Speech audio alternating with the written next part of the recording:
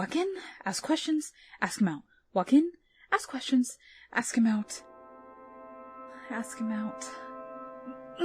Get it together, Natalie! Stay impartial. You don't know what terrible things could be hiding behind those big, gorgeous eyes. What if he's a murderer? Or a cultist? Or one of the self-proclaimed war veterans from that non-existent country? Sorry I'm late. My workload is crazy right now. But you were just whispering through that door, talking about how gorgeous my eyes were, like 3 seconds ago. Containment breach! There are shapeshifters on the loose that look like honest, hardworking psychologists attempting to flirt with my patient, who I have absolutely no romantic feelings towards. Sorry, Connor. Looks like we're gonna have to reschedule.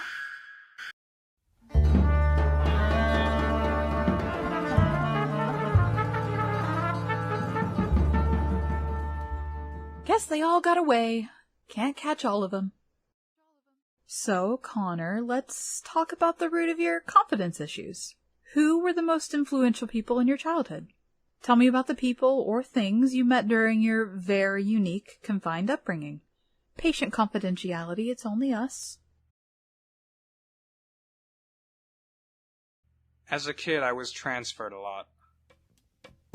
One time I met a guy who involuntarily jumped between alternate dimensions. He seemed nice, but conversations with him were a pain. Then there was that day I got to meet myself when I was that toaster that can only be talked about in the first person. I was a real mindfuck. When I finally met a kid my own age, he was cool, I guess. He told me that he could force any adult to take care of him, groom him, and then feed him until they died of starvation. Lucky. There was this ghost that possessed one of my corpses once. We hung out for a while until he got bored of me and possessed some cooler kid. Let's see, there was an author from Site 51 that kept bugging me about his bad novels. Then there's that one guy I'm not supposed to talk about, and a few more, but I can't really remember them at the moment. Uh-huh.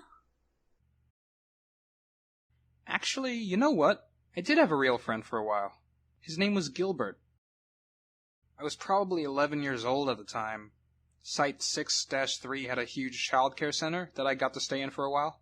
I tried to make friends, but it was an international site, so most of the kids spoke Mandarin, alternative French, the secret script, fire tongue. You know, the usual. Soon enough, my dumbass thought all the other kids would get a kick out of my regeneration powers. They didn't like it. But somebody thought it was cool. It was one of the pet octopi from the kids' aquarium.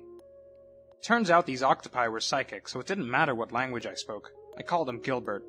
He was bullied a lot by his siblings because he couldn't change his colors. They snuck up on him and kept eating his food during feeding time. Gilbert always used to tell me that he wished he had my regeneration powers because of how useful that must be to fight against the winged menace. I don't know what he meant by that, but it made me feel pretty important.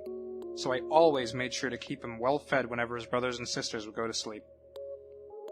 He also told me that one day he and his family would finally travel back to the ocean. Somehow.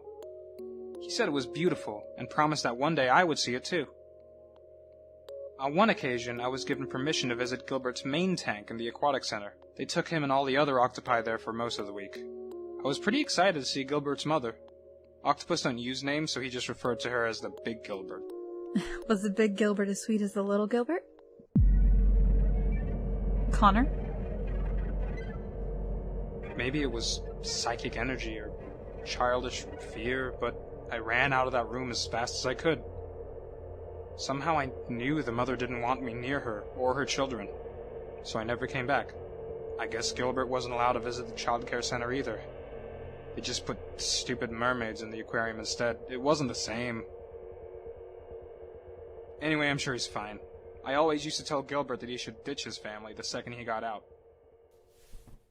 Of the 9 octopus that escaped Site 6-3 that year, 8 washed up on the shores of Greece after an awkward battle with an army of crows.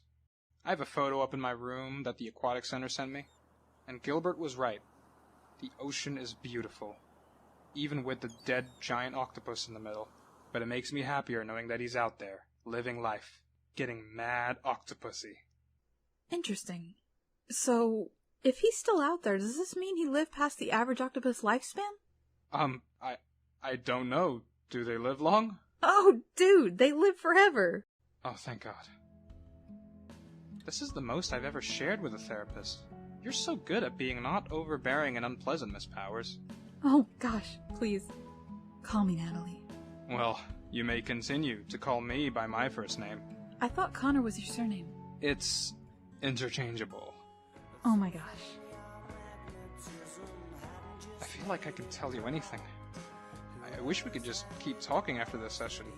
I don't care what about. I just really like you to talk with. Maybe we can go on a date sometime. We can talk about whatever we want on a date, and awkward pauses are normal because we're eating. Date? Does that mean we get to hold hands?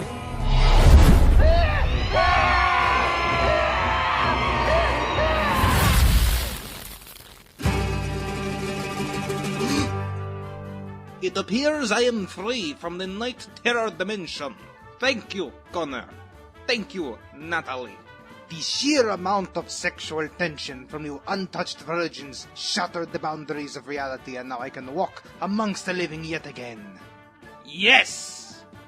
By the way, session's next Thursday, Connor. Remember to bring your dream journal.